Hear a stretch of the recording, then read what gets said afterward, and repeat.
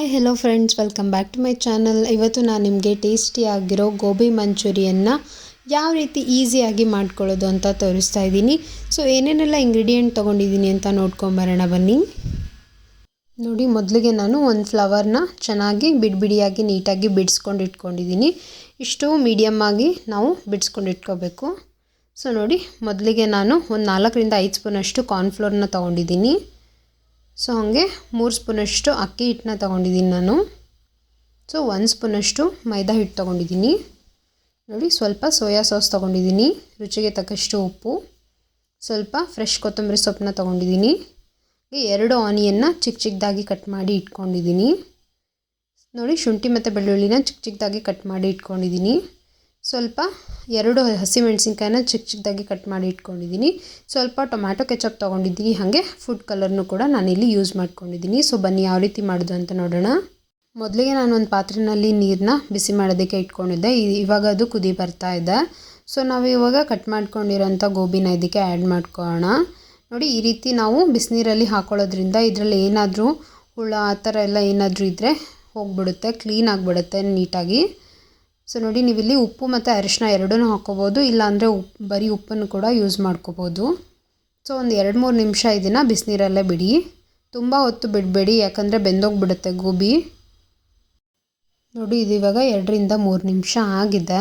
So ನಾನಿವಾಗ ಇದನ್ನೆಲ್ಲ ಗೋಬಿನೂ ತೆಕ್ಕೊಂಬಿಡ್ತೀನಿ. ನೋಡಿ, ಇವಾಗ ಪಕ್ಕದಲ್ಲೇ ನಾನೊಂದು ಬೌಲಲ್ಲಿ ತಣ್ಣೀರನ್ನು ಕೂಡ ಇಟ್ಕೊಂಡಿದ್ದೀನಿ. ಸೊ ಡೈರೆಕ್ಟು ನಾನು ತೆಗೆದು ತಣ್ಣೀರಿಗೆ ಹಾಕ್ಕೊತಾ ಇದ್ದೀನಿ. ಸೊ ನೋಡಿ, ನೀವು ಈ ರೀತಿ ಮಾಡ್ಕೊಳ್ಳೋದ್ರಿಂದ ಗೋಬಿ ತುಂಬ ಬೇಯೋದಿಲ್ಲ. ತುಂಬ ಬೆಂದೋಗಿಬಿಟ್ರೆ ಚೆನ್ನಾಗಿರಲ್ಲ ಟೇಸ್ಟು. ನೋಡಿ, ತೆಗೆದು ಡೈರೆಕ್ಟಾಗಿ ತಣ್ಣೀರಿಗೆ ಹಾಕ್ಕೊಂಬಿಡಿ. ನಾವು ಎಣ್ಣೆಯಲ್ಲಿ ಫ್ರೈ ಮಾಡೋವಾಗ ಗೋಬಿ ಚೆನ್ನಾಗಿ ಬೆಂದೋಗಿಬಿಡುತ್ತೆ. ಸೊ ಇವಾಗ ನಾವು ತುಂಬ ಹೊತ್ತು ಬಿಸಿನೀರಲ್ಲಿ ಬಿಡೋ ಅವಶ್ಯಕತೆ ಇರಲ್ಲ. ಸೊ ನೋಡಿ, ಎಲ್ಲನೂ ಕಂಪ್ಲೀಟಾಗಿ ತೆಗೆದು ತಣ್ಣೀರಿಗೆ ಹಾಕ್ಕೊಂಡಿದ್ದೀನಿ. ಸೊ ಇವಾಗ ಇದನ್ನು ನೀಟಾಗಿ ನಾವು ಸೋಸ್ಕೊಂಡ್ಬಿಡೋಣ, ಸ್ವಲ್ಪನೂ ನೀರು ಇಲ್ಲದೆ ಇರೋ ಥರ. ನೋಡಿ, ನೀರನ್ನ ಕಂಪ್ಲೀಟಾಗಿ ಸೋಸಿ ಇಟ್ಕೊಂಡಿದ್ದೀನಿ. ಸೊ ಇವಾಗ ಮಿಕ್ಸರ್ನ ರೆಡಿ ಮಾಡ್ಕೊಂಬಿಡೋಣ. ನೋಡಿ, ನಾನು ಗೋಬಿಗೆ ಎಲ್ಲ ಐಟಮ್ಸ್ನೂ ಹಾಕ್ಕೊಂಡು ಚೆನ್ನಾಗಿ ಮಿಕ್ಸ್ ಮಾಡ್ಕೊತೀನಿ. ಫಸ್ಟು ಇಲ್ಲಿ ನಾನು ಕಾರ್ನ್ಫ್ಲೋರ್ನ ಹಾಕ್ಕೊತೀನಿ. ನೋಡಿ, ನಾನು ಒಂದು 5ರಿಂದ 6 ಸ್ಪೂನಷ್ಟು ಕಾರ್ನ್ಫ್ಲೋರ್ನ ಹಾಕ್ಕೊತೀನಿ. ಮತ್ತು ನೋಡಿ, ಬೇಕಿದ್ದರೆ ಹಾಕ್ಕೋಬೋದು.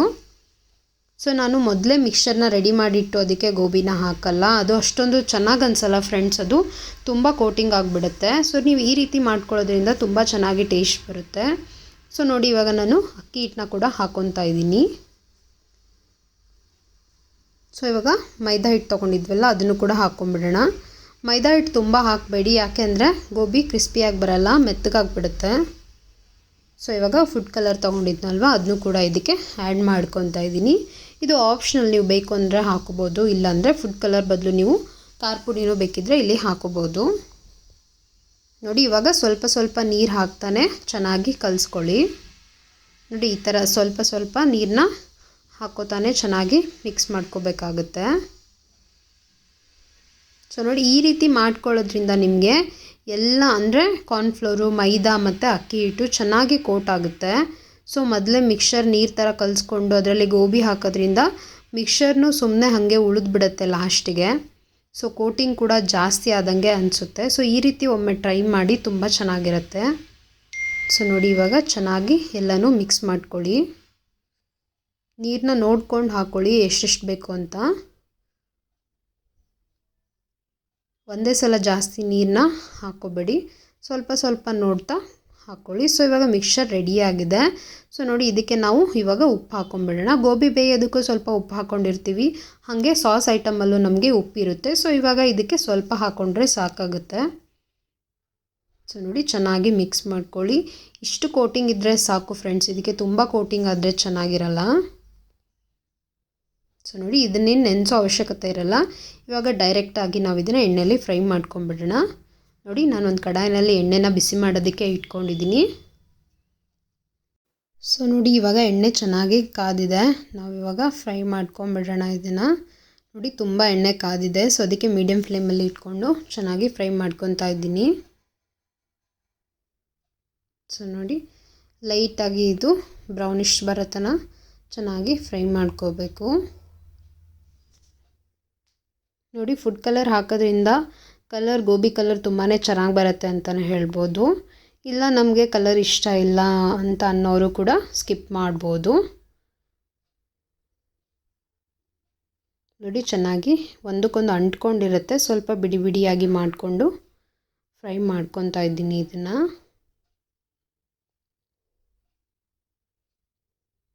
ನೋಡಿ ಚೆನ್ನಾಗಿ ಕ್ರಿಸ್ಪಿ ಆಗಿದೆ.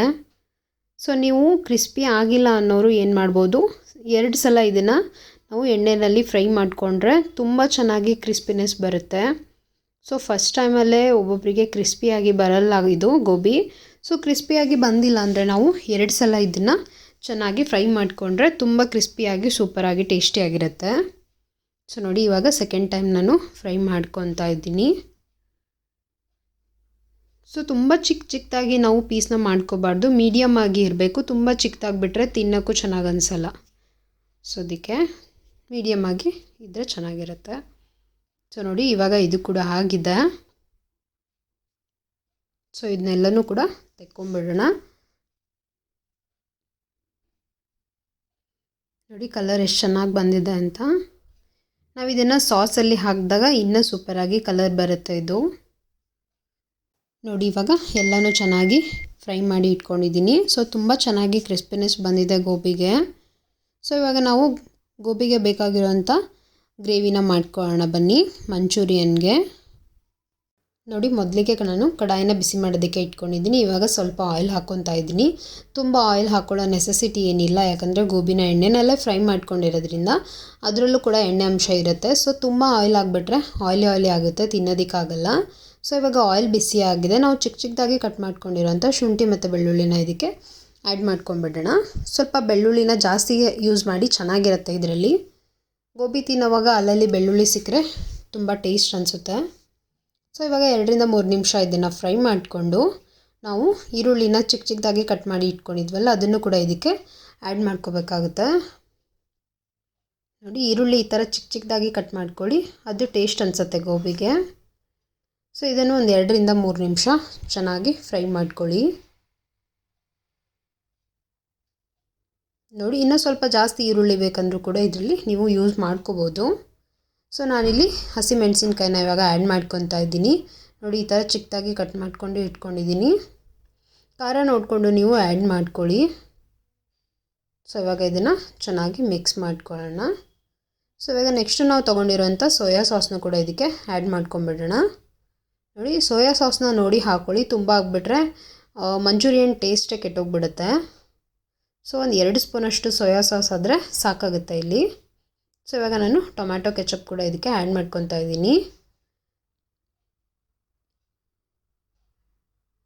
ಸೊ ನೋಡಿ ಚೆನ್ನಾಗಿ ಮಿಕ್ಸ್ ಮಾಡ್ಕೊಳ್ಳಿ.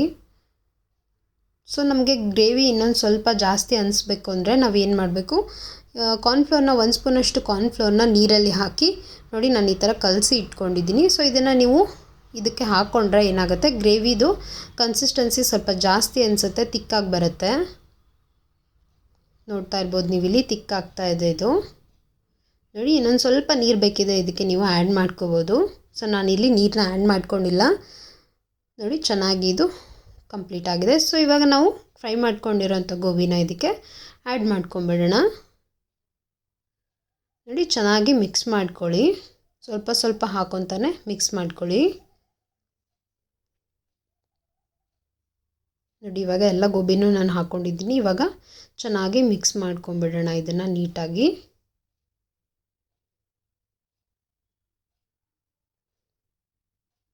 ನೋಡಿ ಇವಾಗ ಚೆನ್ನಾಗಿ ಮಿಕ್ಸ್ ಆಗಿದೆ, ನೀವಿಲ್ಲಿ ನೋಡ್ಬೋದು. ಸ್ವಲ್ಪ ನೀವು ಮೇಲ್ಗಡೆ ಬೇಕಿದ್ರೆ ಸಾಸ್ನ ಹಾಕ್ಕೋಬೋದು, ಟೊಮ್ಯಾಟೊ ಕೆಚಪ್ ಅಥವಾ ರೆಡ್ ಚಿಲ್ಲಿ ಸಾಸು ಯಾವುದಾದ್ರೂ ನೀವು ಮೇಲೆ ಇನ್ನೊಂದು ಸ್ವಲ್ಪ ಸಾಸಿ ಬೇಕು ಅಂದರೆ ಮೇಲ್ಗಡೆ ಇನ್ನೊಂದು ಸ್ವಲ್ಪ ಆ್ಯಡ್ ಮಾಡ್ಕೊಳ್ಳಿ. ನೋಡಿ ಕಂಪ್ಲೀಟಾಗಿ ಇದು ಚೆನ್ನಾಗಿ ಕೋಟ್ ಆಗಿದೆ. ಸೊ ಇವಾಗ ಫ್ರೆಶ್ ಆಗಿ ಕಟ್ ಮಾಡ್ಕೊಂಡಿರೋಂಥ ಕೊತ್ತಂಬರಿ ಸೊಪ್ಪನ್ನ ಇದಕ್ಕೆ ಆ್ಯಡ್ ಮಾಡ್ಕೊಳ್ಳೋಣ. ಸ್ಪ್ರಿಂಗ್ ಆನಿಯನ್ ಇದ್ದರೆ ಸ್ಪ್ರಿಂಗ್ ಆನಿಯನ್ ಕೂಡ ಹಾಕೋಬೋದು, ಅದು ಕೂಡ ಚೆನ್ನಾಗಿರುತ್ತೆ. ಸೊ ನಾನಿಲ್ಲಿ ಕೊತ್ತಂಬರಿ ಸೊಪ್ಪಿದೆ, ಸೊ ಅದಕ್ಕೆ ಇದನ್ನು ಹಾಕ್ಕೊತಾ ಇದ್ದೀನಿ.